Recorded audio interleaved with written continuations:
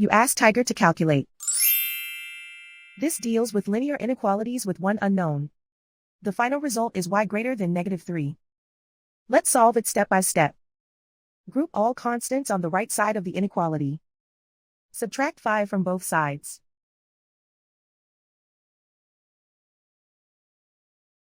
Simplify the arithmetic.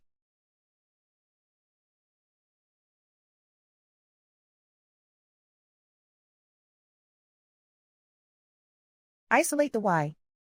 Divide both sides by 2.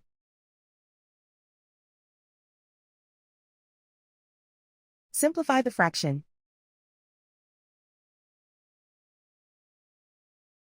Find the greatest common factor of the numerator and denominator.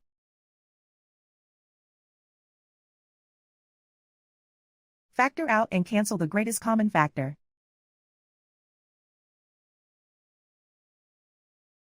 Plot the solution on a coordinate grid.